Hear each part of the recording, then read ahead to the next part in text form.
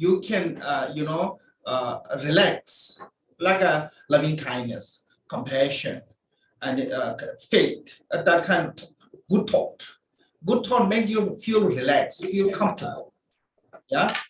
But when you have other emotion like angry, hatred, jealousy, and it no matter what, it make you always be uncomfortable. So that reason Buddha said, angry into the enemy is like holding boiling oil in your hand and hoping to throw to the enemy. In the meantime, you will burn your own hand. So anger burn your own self. And why it happen?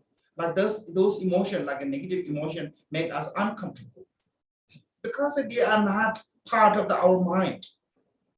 Does not belong there. This is the opposite of the mind. Make sense? So like when the two opposites come together, it created a problem in the environment, like earthquake, tornado, lightning. All those are because of the two kind of environment come, two opposite environment come together, and it become problem. So in the Tibetan calendar, we look at elements, good day or bad days. If two enemy element come together, that day is not good. Like water and fire, so things like that. So it those two are not made. Same way, our nature of mind is pure, but when that nature of mind is corrupted with the defilement, advantageous defilement, then it becomes uncomfortable. So then you cannot sleep. You cannot, communicate with anyone. They're always, even you don't want, nobody want to be bad person. Nobody want to be villain. Nobody want to be evil. But it become, without out of control, it become. Like when you're shouting someone, you're really not enjoying that. Nobody enjoying shouting someone. Nobody enjoying saying bad things to someone. But it make you from the anger. Even if you make you uncomfortable, and after you say it regret you, it never give you feel of some kind of satisfied most of the time. Make sense? So that is showing us it's not really part of us, part of the we naturally pure. That reason we have a hope to purify it. So, like in the Mahayana, there are texts called the Uttara Tantra. In the Uttara Tantra, mention about the Buddha nature. In the mind is Chidamantra tradition, in the mind only, Buddha nature. So Buddha nature is from the permanently exists within our mind. But that it doesn't mean that we are Buddha. Make sense? So I think that nature is pure. So how we know that we have a Buddha nature? How we guess ourselves? So there's a few signs. Every sentient being has that sign. Like you're not going to find any sentient being totally lack of compassion, totally lack of loving kindness. Yeah.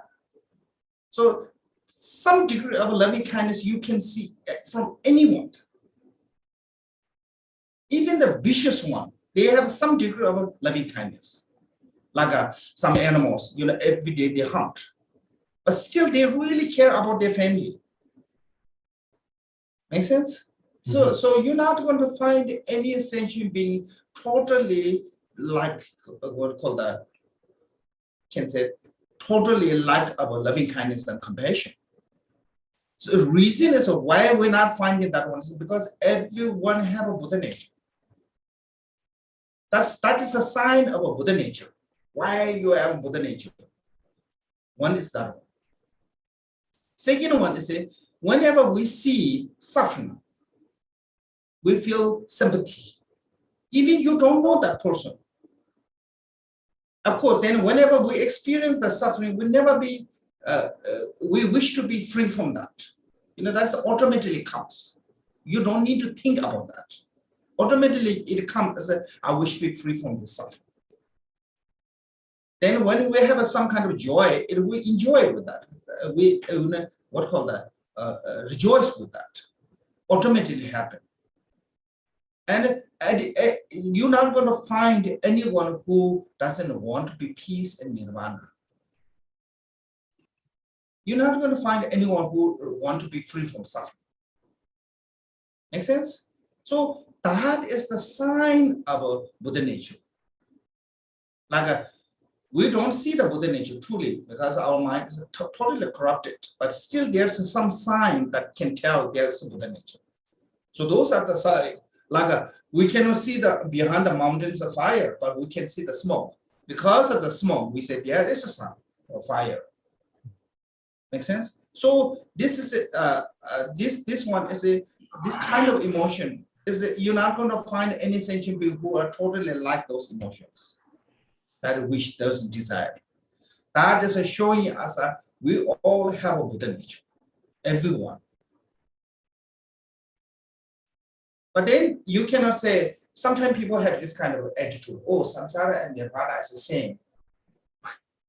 It's not same for us. Right. Samsara is a samsara and nirvana is a nirvana, totally different. Same person who have realization, for them same.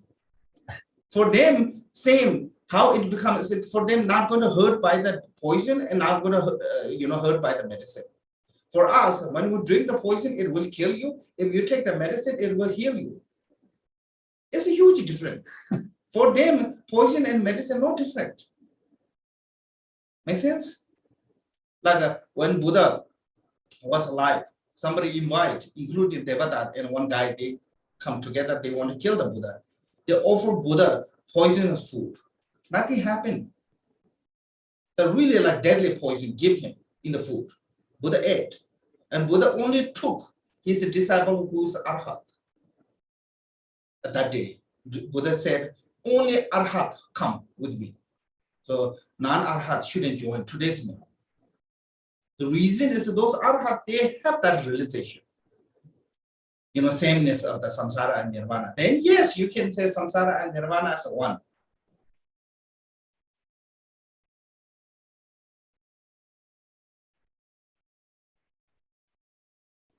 So we not cross that sameness. So it's not same. Samsara is a samsara, nirvana is a nirvana, totally different.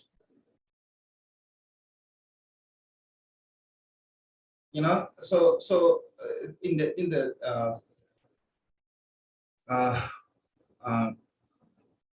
actually sometimes people who say those things, that kind of like fancy word, they are more intolerant than anyone else.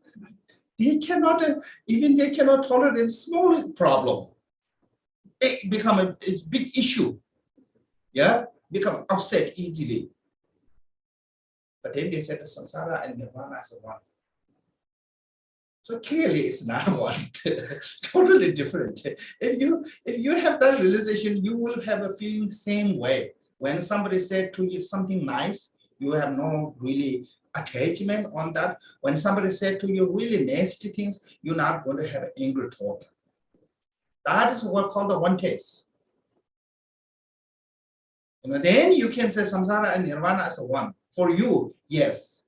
For those beings, like Miller said that one, Jidisumba said that one, Buddha said that one. For them, samsara and nirvana is truly sameness.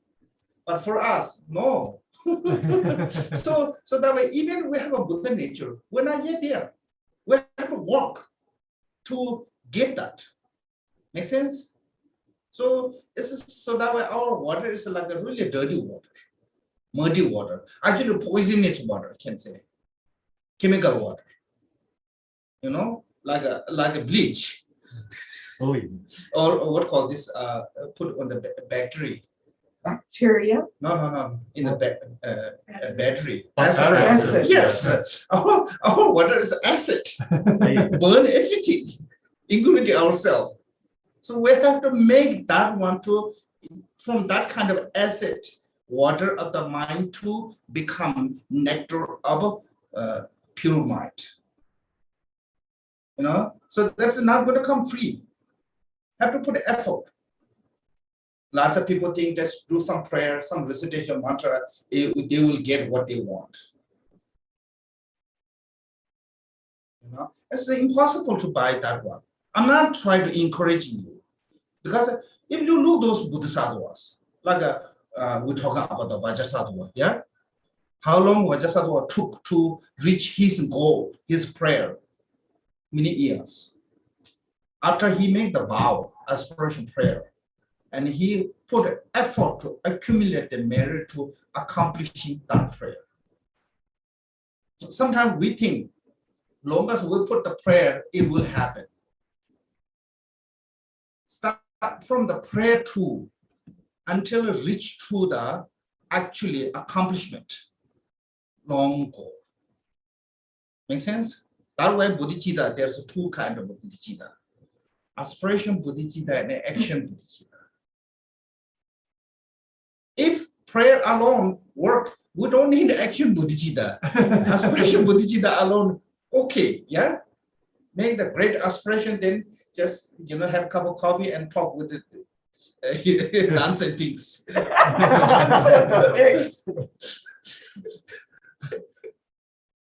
It doesn't work that way. So that way, this like teaching, practice like for power is a necessity to purify it. Yes.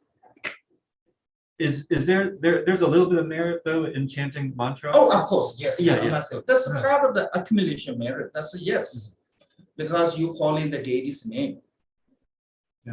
So yes, of course. Even not chant the name, even just remember the deity's name, it will a tremendous accumulation. But what I'm saying is not good enough to accomplishing what you wish, accomplishing your goal, achieving your goal. They said, even you intend to go to retreat, have a great merit. But that intent of going to retreat not going to get you realization of the Mahamudra. Make sense? So even they said, some said, even toward to the, like isolated retreat place, toward to that and join hand, have a great merit. But by that, not going to reach that. So this is not, I'm not saying that's not, not no merit. So aspiration prayer has tremendous merit. Make sense? At the moment, so the difference, like for example, bodhicitta. Aspiration bodhicitta, only you can accumulate merit when you have that intention. Make sense? When you have the interest of that aspiration, you will make merit. But action bodhicitta, once you make the vow, even you're sleeping, your merit continue because you make the commitment of a dream. So if you intend to the retreat, at the moment of your intention, or you definitely have this merit. But if you go to the retreat, then 24 hours your merit is there because you dedicated your life there. So that way, I mean, it's different, but yes, of course, even recitation mantra, there's no question for that. But is it enough or not? Maybe not enough. Make sense?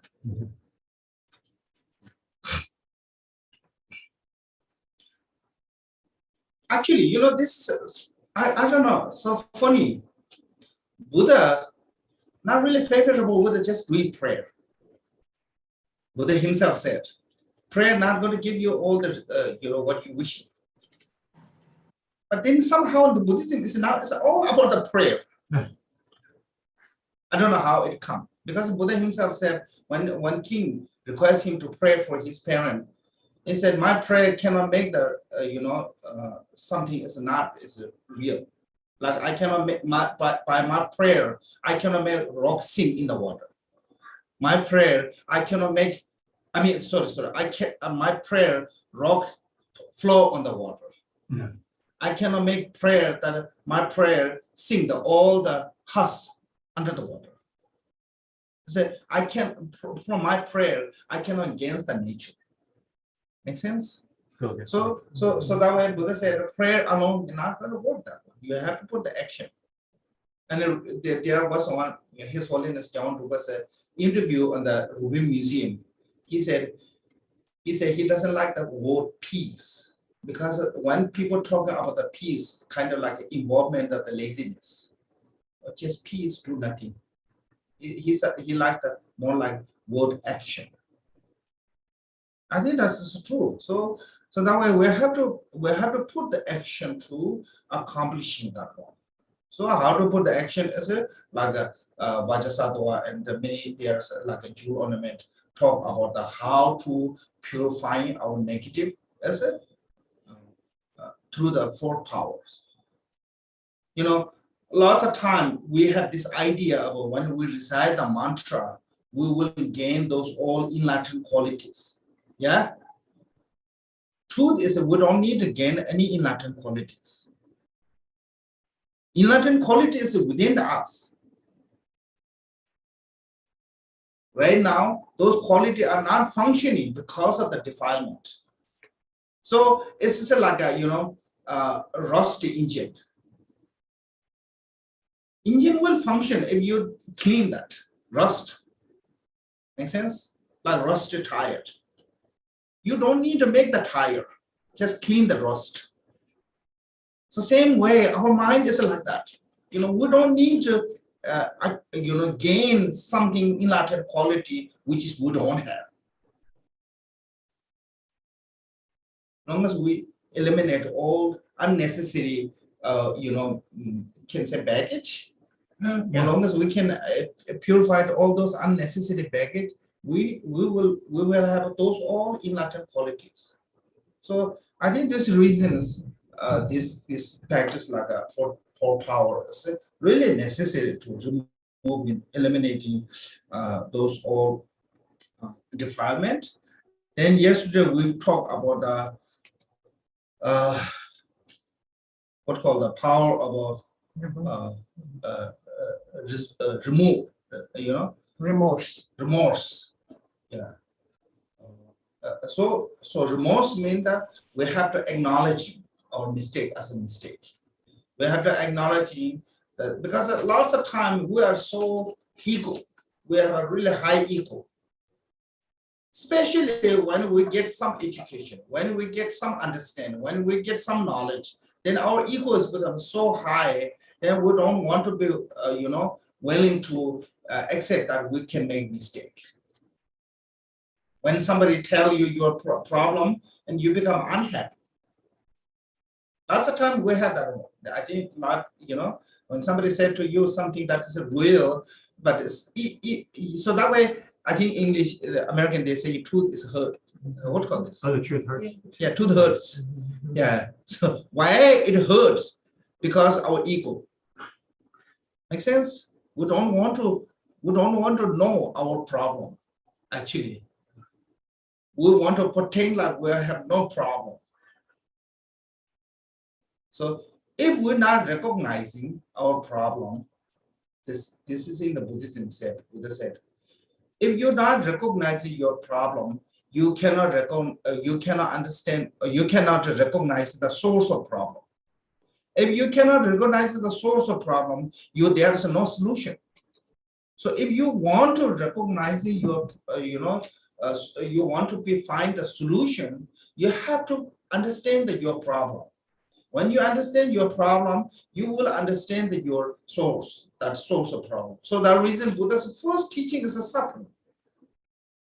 Truth of suffering. That is our big problem. Yeah, nobody wants. But we pretend like we are not suffering. We put the heavy face. We think everything is fine. Truly, it's not. As long as we're in the samsara, nobody is fine. You're not going to find anyone in the samsara, doesn't matter who they are. You're not going to find anyone that's free from suffering. Make sense?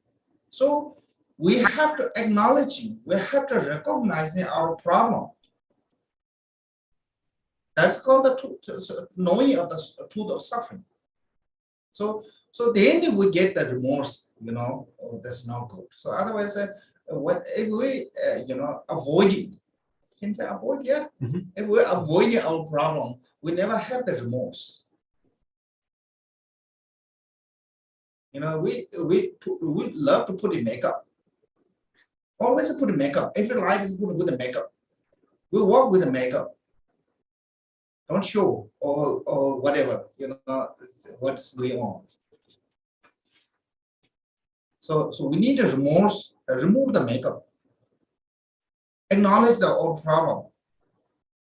Or the mask. Yeah, the mass, yes. Yeah.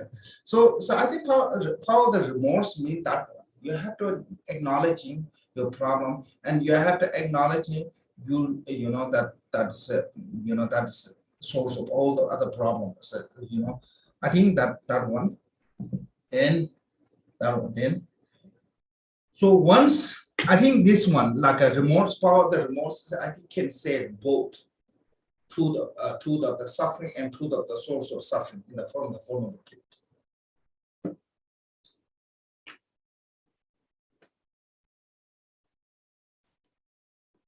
So then the second one said power of the antidote.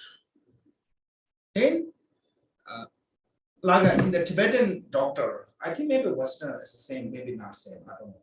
Tibetan doctor, sometimes skillful doctor, when they not figure out exactly what they got, what kind of sickness, they give you some medicine that make you actually worse. Because when it becomes worse, you will recognize what's actually got sick. Make sense? Then it can treat.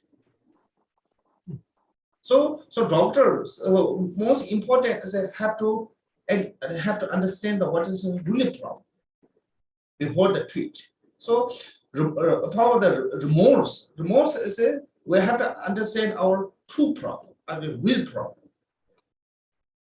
Then we can get the chance to actually treat. So what is treatment is the power of the antidote. If we don't know our problem, we don't know source of that problem, how we can fix that. Make sense? There's no way to solution. So that reason Buddha said, if you know that your problem, you find your source of that problem. Once you find the problem and source of problem, you will figure out what called solutions. Lots of time, actually, we don't know the source. Our problem is not like that. We not recognize our problem. We don't know the source. Our source is always be someone else. If you not find someone else in particular, then you blame to the government. We always be blamed to someone else. Yeah, our source is always someone else. That's why we couldn't find the solution, because you cannot fix everyone. Make sense?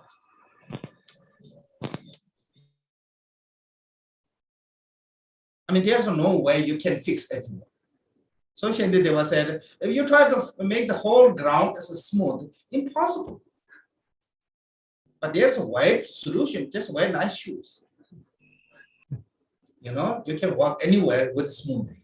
So same way, we have to fix this actually source. So I think that reason we couldn't use the antidote. So that way. So here, power of the antidote said, virtue is cause of the exhaustion of afflictions. So here, our suffering is come from the afflicted emotion. That is the main source. Main source is a afflicted emotion of ignoring, attachment, and aversion. They are the main source. If we not work with them, no matter how much we try to fix, we are impossible. We are not capable to fix all problems. So that way, the suffering, source of suffering is this, or source of bad behavior, bad karma is the afflicted emotion. So antidote means that exhaustion of afflictive emotion. Abhidhamma says, opposite of the karma of the evil deed perform the antidote. Even if it has been created, the result of the non-virtue can be transformed to the something else by the power of the antidote. Even we already created can change. So I think that reason Adisha said non-virtue have no good quality, but only one quality is you can purify it. Yeah, way to you can purify it. One time Kenjira said, I think that's a really good word. He said, since we know how to make bad karma, we should know how to fix that bad. So there's a way we can transform them. Treasure of the thus gone one says, purified evil deed by meditation on the emptiness. So there's each text different way. So one text that thus gone one said meditation on the emptiness. Diamond Sutra says reading the Perform Sutra purify the evil deed. So lots of Tibetan business people, they read Diamond Sutra. Because the business people, they make lots of non-virtue by cheating or lying. So normally, most of business people, they never tell the truth. We have a word to say. Business people, business people never tell you truth, and thief never walk on the road. So I think that way, Diamond Sutra, people believe Diamond Sutra will purify all those negative karma. So lots of business people read the Diamond Sutra or Jishava in Tibet. So but basically Diamond Sutra said by reciting this mantra, Perform Sutra, purify the evil deed.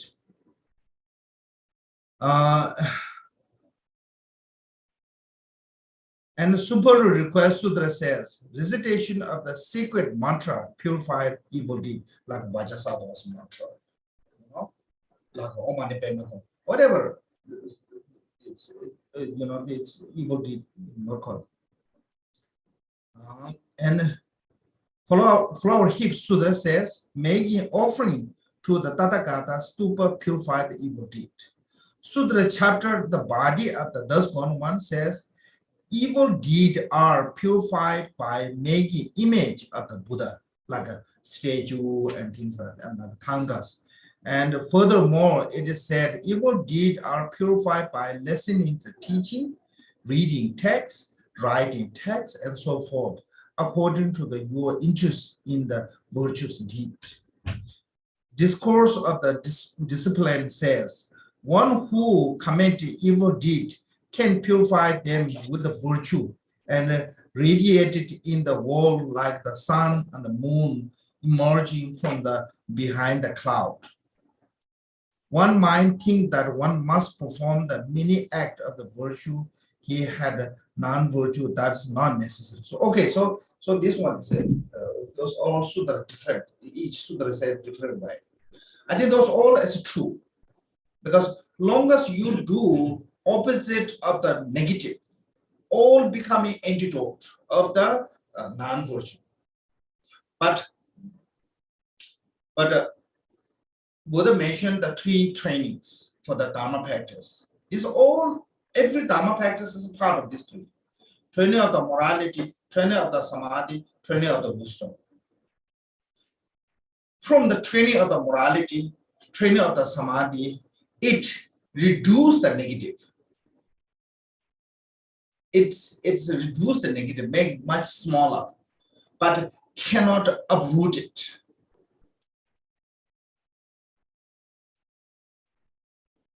Pamodruva's teaching said, even compassion cannot eliminate totally negative non-virtues, negative emotion. Why? Because the compassion itself is a conceptual thought. So it cannot eliminate. Same thing as a method absorption. moral ethic, they are still belong to the what called conceptual thought. Still there is a conceptual thought. So they are not cannot be totally eliminate the non-virtue. So what we need to totally eliminate from the uproot is a need the meditation of emptiness. So, but the huge part of the non-virtue or negative karma can purify by those negative, by like even the compassion can purify the tormentors of the karma. If you know the Asanga's life story, Asanga mother was a nun. His mother was a nun. But she said, I'm a nun, but I'm not capable to reinstore the Mahayana teachings, because at that time in India, Mahayana teachings really declined. So she wanted to have a son and train them to reinstore the Mahayana teachings. So that way she had two sons. Abhidhamma teachings, she said. Abhidhamma teachings had declined at that time. So she had two sons. One from the one Brahmin, one from the one royal family. Had two sons, and she from the childhood she trained them. So her younger son is the Bhusubodu, and older son is the Asanga. So Asanga later went to there's one cave, meditated on the Buddha Midriya to receive all the Mahayana teachings. So he stayed on the 3 years, nothing happened.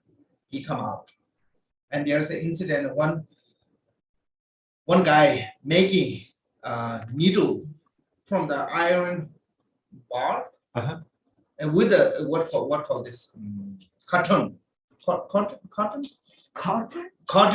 smoothing by the cotton. And Asanga said, can you make the needle from this big iron by the smoothing by the cotton?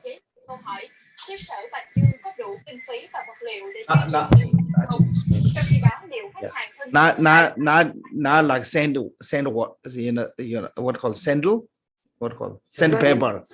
Yeah, even the cotton is. So he said, yeah, I did already make this all needles. So then Asanga thought, these people so meaningless way, they still put this much effort, just making the needle is not that meaningful. But then why I don't put? He went back. So that kind of like if he had incident 3-4 times, he gave up like after 3 years, 3-4 times. Then after 12 years, he did like wait to 12 years. There's a long story, but after 12 years, and he gave up. Then he went to in the market. Then there's a dog, totally wounded back here, but he's trying to barking Asanga. And it's with the what called those lice, maggots, with the maggots. The Asanga couldn't tolerate, but he doesn't want to remove the maggots because they die, and he cannot let the dog die with this. So what he did is he cut his own flesh. He want to move the maggots on his flesh. He cut from his thigh. And he thought if he moved by hand, it will kill them. So he tried to move by his tongue. Then he couldn't touch by open eye. He closed his eyes and tried to remove. When he tried to, his tongue touched to the ground. Then he opened up, and there's no longer dog. Mudiriya was there. So he said, I practiced this long. You are so kind of like unkind to me. You never show. And Midriya said, I was with you from the beginning. Since the day you started the retreat, I was with you. Because of your negative karma, you couldn't see. But because of you did 12 years of retreat, it make little bit, lighter your negative karma. So that way you see me as a wounded dog. And your compassion, this, really pure-hearted, altruistic compassion, it remove all your negative karma. So compassion have that power. So that way now you see me. If you don't believe, put me on your shoulder and go to the market. So there's some story saying is one old woman within the market from everyone, only one old woman. She had a really light negative karma. She saw, some saying it's a dead dog body on his shoulder. Some story saying she saw Buddha's foot. That's a true story. So other than that, nobody see. Then Asanga really believed that one. So compassion have a really power to eliminate that kind of negative karma, but not from completely, like as earlier I mentioned, like Pamadrupa said, compassion alone cannot eliminate totally. So I think this is like this, like a training of the morality, training of the samadhi is like a tree is burned totally. The forest is completely burned. From the fire, it looks as all forest is gone. It doesn't mean the roots still not there. Those forests later, after the many years with the rain and this root come back, tree come back. So it's not really gone. So through the meditation of the samadhi, through the meditation or it's called the keeping pure morality, at this moment it makes you feel like you have no more afflicted emotion. It doesn't mean that root is not there. So that way, beings who practice in this life meditation, absorption, and they can be born in the form realm or formless realm, and they are totally free from the desire realm. Afflicted emotion of the desire, and those are no longer there. Those form realm, but once their lifespan is finished, they can be reborn back to the desire realm, including the hell realm. Why? Because the seed is still there. Afflicted emotion, seed is still there, subtle part is still there, even they don't have experience.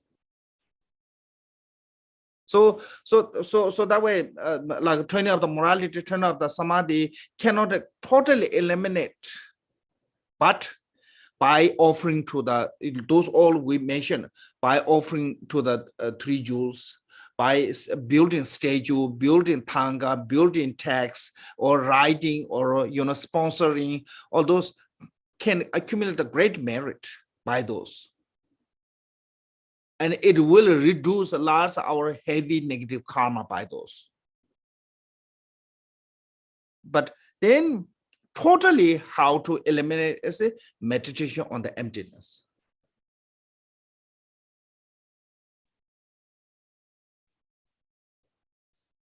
So there's one Milarepa and Gamboba have a discussion. So when Gamboba came to see Milarepa, and Milarepa asked him, because Gamboba was already trained in the Kadamba tradition, he was already monk and really well trained. So Milarepa was discussing with the Gamboba about that, practice of Dharma, and the Gamboba was telling, in the, and this is tradition, everyone basically, including the, Kagyu tradition too. So he said, we have to practice first as a,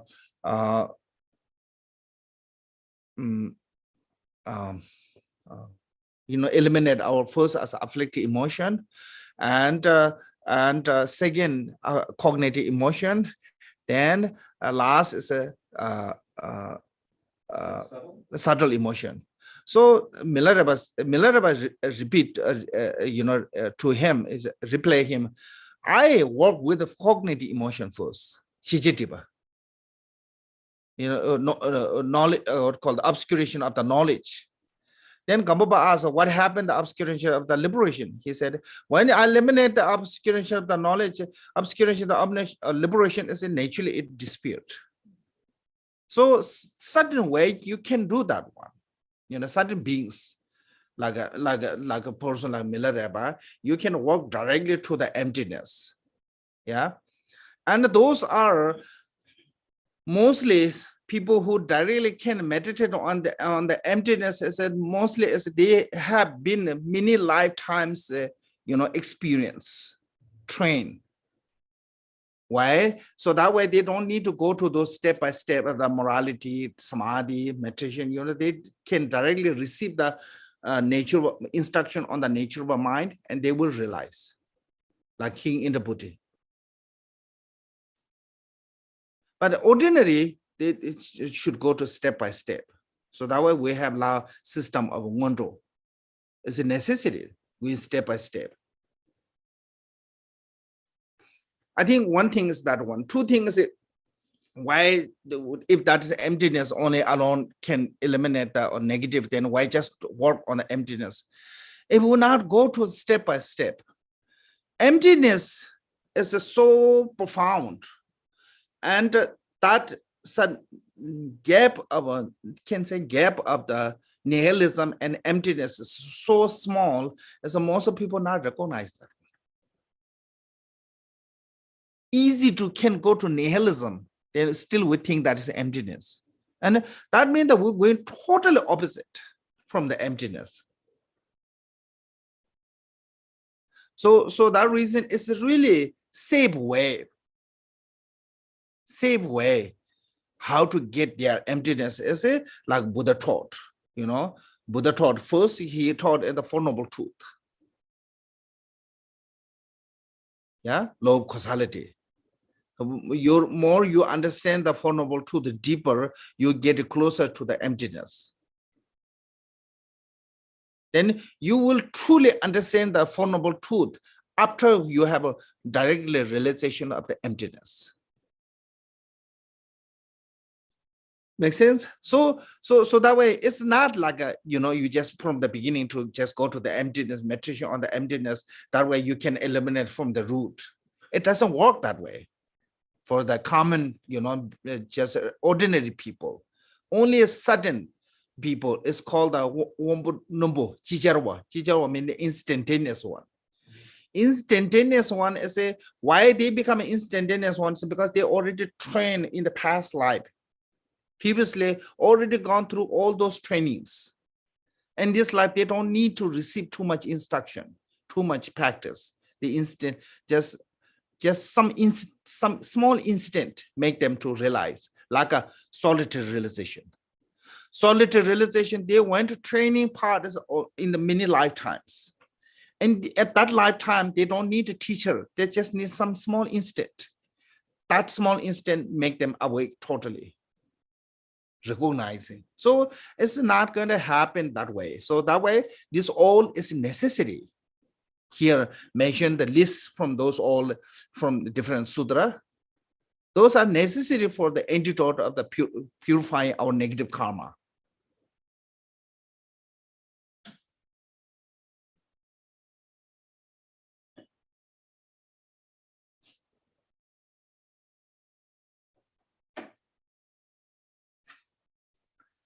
That'd be really selfish to bring on this self.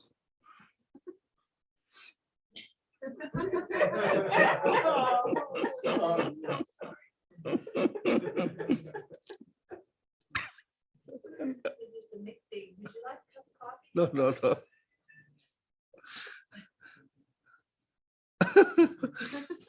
So that way, this all like each individual have their own capacity. I think this is really good here. Kamupa mentioned. I like to say this one.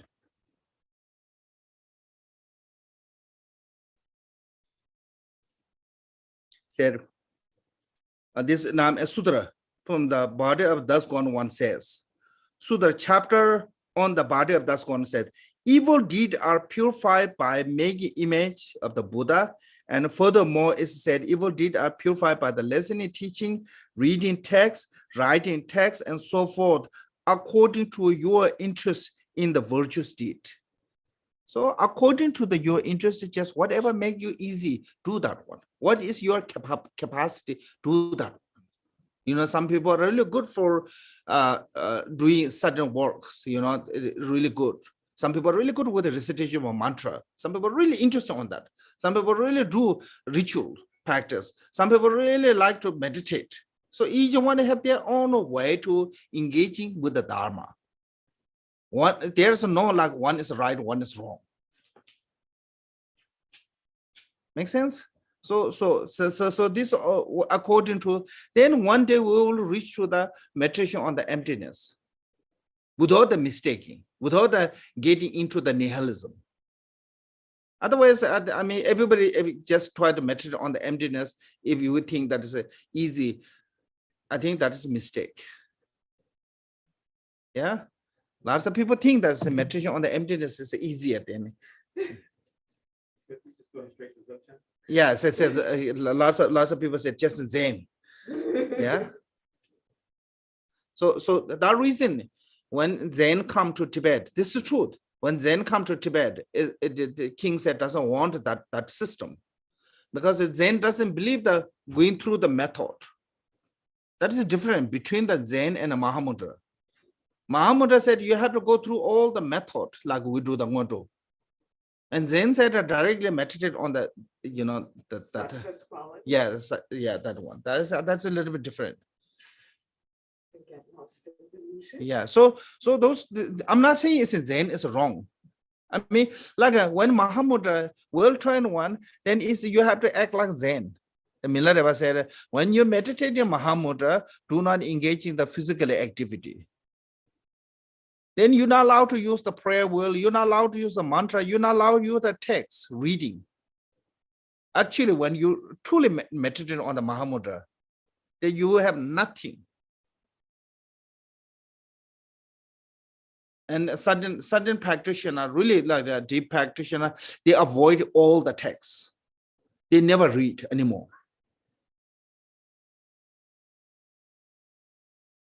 So that is a different label, but it doesn't mean that everybody should do that way.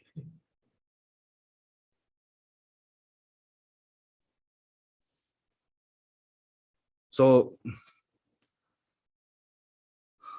I think this is really good with the way they put in this list. On the whole, commended evil deed, purify them with the, okay, so this one. So one may think that the one must perform the many acts of virtue.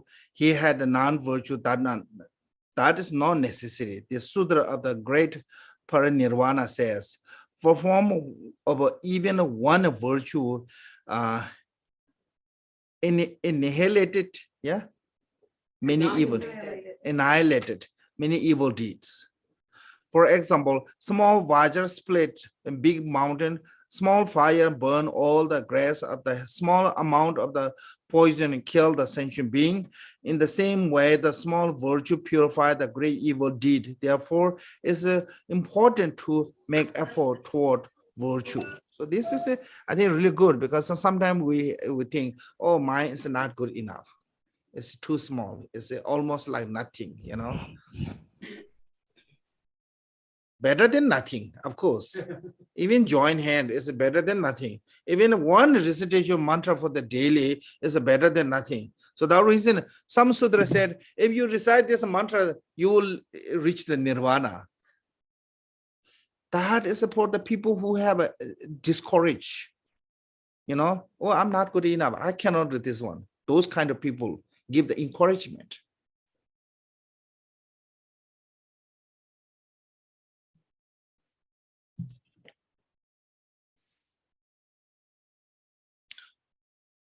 Golden Light Sutra says, one who created the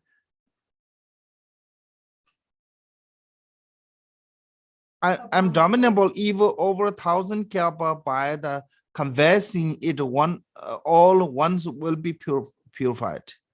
Illustrate the example of purification evil deed as an antidote. Consider the example of the person who fall into the filthy stream, and after his escape and take bath and antidote. ANOINT.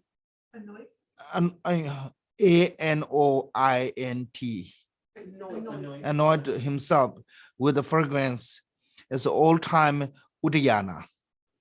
So there's Udayana, there's one guy. He really liked one woman, girl, but his mother was against with that. I think maybe something have to do with the caste.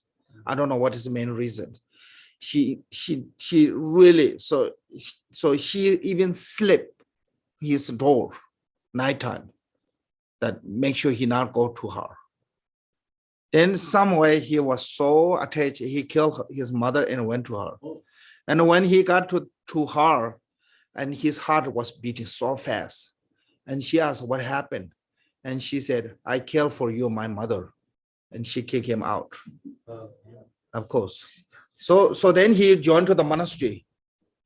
And then in the monastery, he was a practicer, so, he's like a extremely diligent, put in too much effort. So monk asked, why you so, that much? And he said, I'm not same as you, I killed my own mother. Some Buddha said, someone who killed the mother, that person will be damage of the reputation of the Sangha community, so please go away. It's not good. Someone that kind of heinous crime created, you're not allowed to. So then he went to the part somewhere in the near the ocean, maybe South India or somewhere near the ocean. He built his own monastery because he already learned the Dharma. He practiced the rest of his life, and he have many monks became like those. Some of them became even the Arhat. So then when he died, they were looking in the Pure Land where he was born. They couldn't find. He was in the hell. But because of that, he's this antidote. He practiced rest of his life. He stayed in the hell short period of time. Then once he reborn in the God realm because of that, and he achieved the fruit of a steamy or entering into the path. Stream enter, yes, stream enter. So in the God realm, but in this life he didn't achieve anything because he acted heinous crime. So that in that person like that, the effort to Dharma and purified. If he not done his life the Dharma, his visa is a really long-term visa in the hell. Yeah, so luckily because of the Dharma, he only got the short visa, short permission. Then he was born. Then he, because of his life, the habitude of the Dharma, and made with the gone through that. So their way liberate. Then power of the resolve through fear of the laws of rapine, and the further one sees all committee of the evil deed, engaging in the conduct of the Bodhisattva said, I beseech all the guide of the world to please accept my evils and wrong, since these are not good. In the future, I shall do not more. All evil deeds are purified by the power of the result in is training the course of the dangerous river into the old time is Nanda. So this one is like a Nanda is a Buddha. I think half brother. Yeah. I think he's a half brother. I think the same father, different mother. I think Nanda was, but he was really attached to his wife. So one day Buddha went to beg on front of his house, and he took the begging bowl inside, tried to put the food, and Buddha walked away. So he cannot leave the begging bowl at the door. It's a disrespect for his brother, Buddha. So he followed to the Buddha. Buddha already got to the monastery. So Buddha asked to him, Nanda, you want to become a monk? Because of the Buddha's power, he couldn't say no. He really don't want, but he had to say yes. So Buddha immediately made him monk here. Then that day he couldn't run because Buddha is there. Buddha kept him company. And next day, Buddha said, okay, Nanda, you are new monk, so you don't know anything about the begging. I will beg for you food, and you just clean the temple. When you finish, please clean this one. So he thought he should clean really fast, and he ran away. Buddha come back. So when he tried to clean all the dirt, some wind come, they make dirty. He couldn't leave that because it is really bad that he not followed to the Buddha's, so one job he gave. So when he finished, Buddha already returned back to the temple. So he couldn't escape. Then that day Buddha said, you like to go to see the God realm? And his Nanda said, yeah, sure. Because of Buddha's miracle power, they flew to the guard room. And the guard room, they have a palace. Each palace have a boy and girl, they playing, singing, and they really enjoying. And there's one palace, empty, only some girls, beautiful girls, but they're no male. And he asked, why there's no male? And they said, oh, in the human realm, there's a Buddha's brother, Nanda, is practicing the, Vinaya. When he died, he will be born here. So we are waiting for him. Then he is so exciting. He's so excited. Then Buddha said to ask him, how about compared to your wife and this goddess? And he said, my wife is so ugly. He totally lost interest on her. He lost. Now he want to born there. Then he come back. He practiced diligently. But the Buddha said, Wow. all the rest of the monk, your intention is different than him. His goal is not nirvana. His goal is reborn in the Gadram. So you cannot associate with him. You're different path. So he cannot be your companion. You cannot be companion with him. So nobody talking to him. He was so lonely. Even he tried to talk to his cousin Ananda. Nobody, because Buddha said to come publicly. So nobody want to talk to him. He was so sad. He was so lonely, but he cannot give up that because he really want to go to Gadram.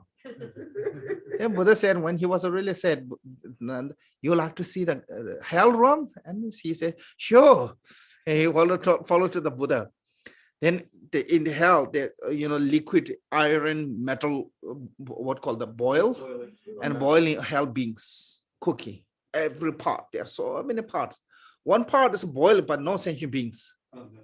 Then he asked, why this is empty? And they said, oh, Buddha's brother is a practicing Vinaya, and he will born in the Gadram. After the Gadram, he will born here. So we're waiting for him. So then he got so scared.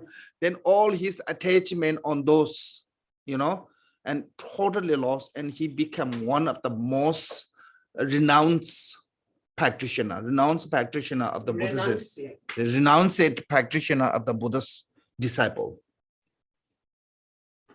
So that is, even that kind of person can be changed and become like that. So this is he was so happy this attachment, which is the source of all the problem.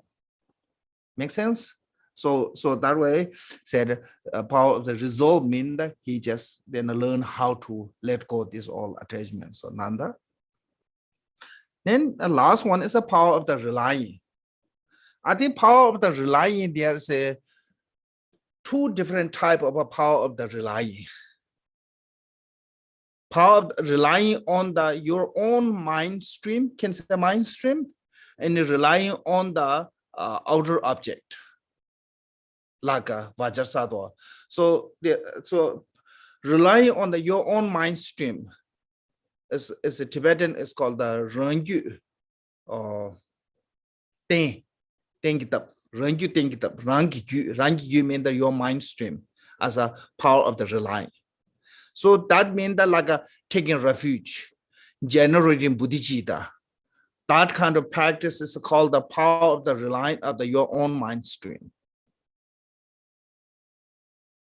Then power of the relying on the outer deities is we have a practice of the Vajrasattva. Front of the Vajrasattva, we're confessing. We have a confess from the Guru. We have a confess on the front of the Sammon, Buddha and Bodhisattva, 35 Buddha's confession. Yeah, those are power of the relying on the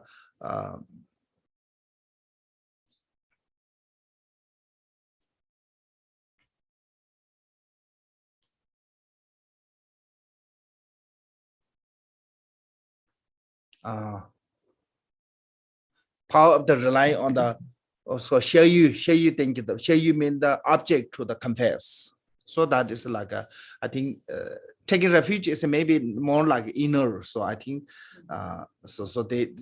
there's one master he make this two different power of the rely on the power of the rely on the your own mind stream and the power of the rely on the object to confess. Yeah, outer objects compares. So outer objects compares is like what we visualize in Vajrasattva. You know, we just talk about that, how to visualize the Vajrasattva.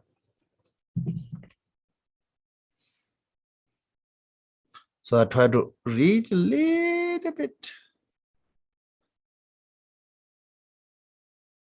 So here's a power of the relying, the power of the rely. Take refuge in the three jewels, cultivate the mind toward the supreme enlightenment, purify evil deed. Expression of the realization of the Sukari, the Sudra says, one who takes refuge in the Buddha will not be reborn in the lower realm.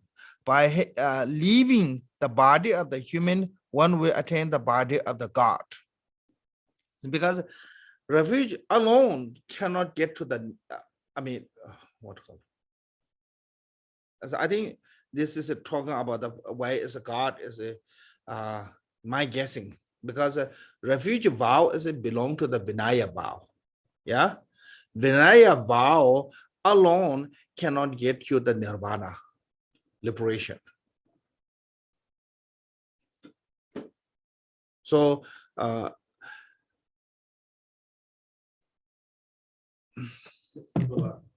is that because you have to have meditation on emptiness too? yes, one thing is that one. Two things is when this way, okay, when you have to compare to the wisdom and the Vinaya, then you can neglect the Vinaya sake of wisdom. There's one area, there was a text called if you lost the Vinaya, it's just okay, because the Vinaya only bring to the higher realm. But if you lose the wisdom, and it's not okay, because wisdom bring you to the liberation. Make sense? So so that reason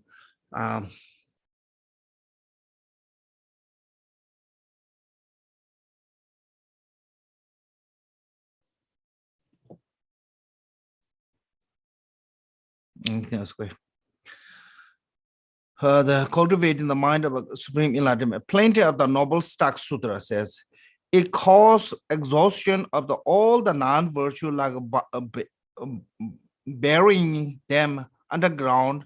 It burn all the fall like the fire in the end of the kalpas. Engaging on the content of the Bodhisattva says, like the entrusting myself to the brave man when greatly afraid. By entrusting myself to this awakened mind, I shall be swiftly liberated, even if I have committed extremely unbearable evil. Why then do I consciously not devoted to themselves on this?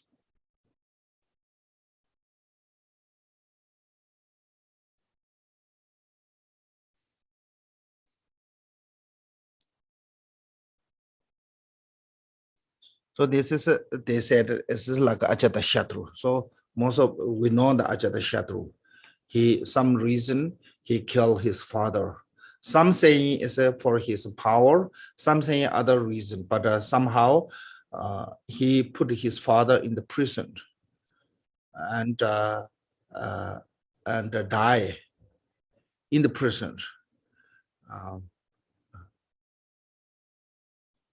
So later, then he realizing, his heinous crime, killing his own father, because he killed his father by putting in the prison, and his mother tried to bring food. He stopped that one too. Oh. Yeah. So because his father died with the prison with no food and whatever, there's with a hardship, and because that his mother also died because of that. Heartbroken, right after. So directly he killed his father, and indirectly he killed his mother. So he committed 2 heinous crimes. And I think he was also part of the try to injure the Buddha, try to harm the Buddha. He was also part of some of playing with the Devadat. So I'm not sure he is a part of the dividing Sangha. I don't think so. I don't know that. I don't recall. But those all he did those all commit the heinous crime. But later, then when he really truly regret, and he received the Buddha's teaching, and later he became one of the kind of like a dedicated disciple of the Buddha king, one of those kings. But still, even he rest of his life, he practiced the Mahayana. Still, he went a short period of time in the hell. But because of he relied on the Dharma, he relied on the 3 jewels, he relied on the practice, he relied on the Buddha, and he doesn't have to go through all his heinous crime as a result of his heinous crime. So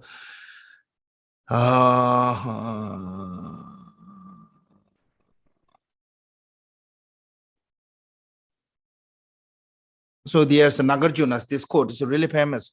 One who lacks self-guidance and later possessing mindfulness is like the radiant moon being free from the cloud. For example, Nanda, Angulimala, Ajatashatru, and Udiyana. So this is a because of the self-guidance, or in the Tibetan called the Ba member. Ba member is a kind of like a no shame, no mindfulness. It's like a just doing whatever want. Yeah. So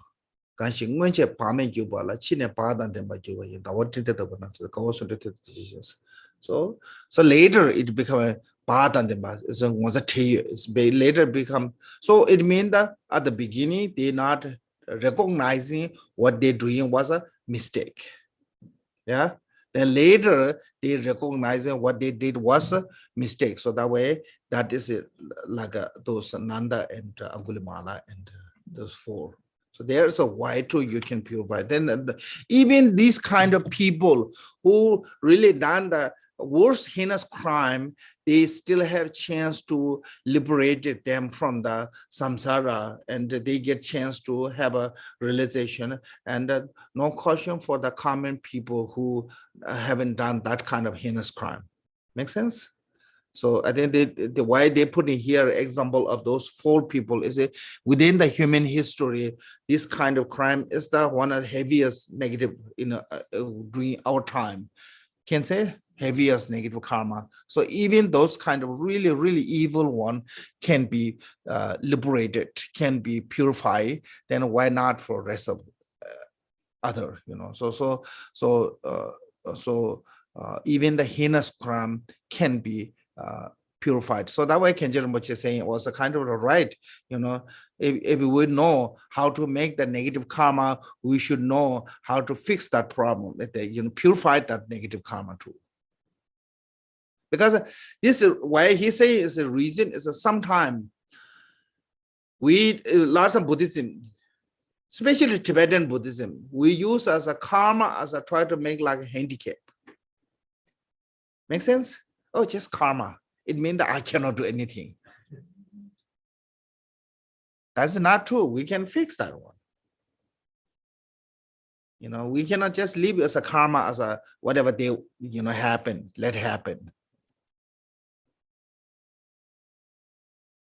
So it's just like a changing the river, really powerful river. It's not easy to change the direction of the powerful river, but there's a way to change. Look how many dams built. They totally stop those powerful river by building dam, and they can change the direction. So if we put the effort and the skill, there's a way to can change. There's a way to the change that continuing. So This four powers, as I think for the everyday we should remember, then try to do much as what we can. Yeah. Okay. Four powers done. Yeah. I have a question. When you just said, remember it every day and do as much as you can. I've heard there's a way to do Vajrasattva practice when you shower or you bathe. Yeah, you Do you have can. anything Yeah, you can. to elaborate on that? You can visualize it as this is. I mean, the one beautiful of the Dharma is because of the mind is the most important. So you can visualize anything that's become a part of that. Yeah. Yeah. That's nice. Actually, shower as a nectar coming from the Vajrasattva. But different between the Vajrasattva as a shower and our normal shower. Normal shower is to wash the skin. Yeah. Vajrasattva showers wash inside. Yeah. So just imagine it watching you inside. Yeah.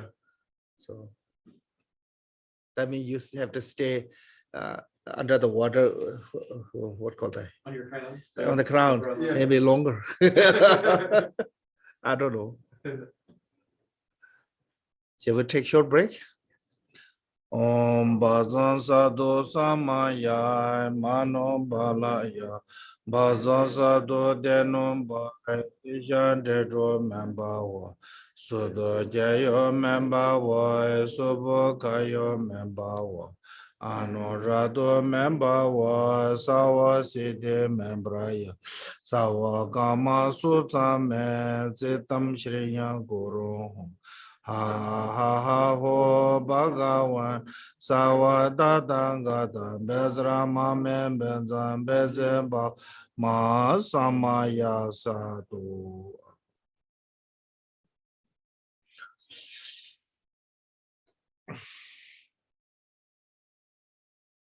Okay.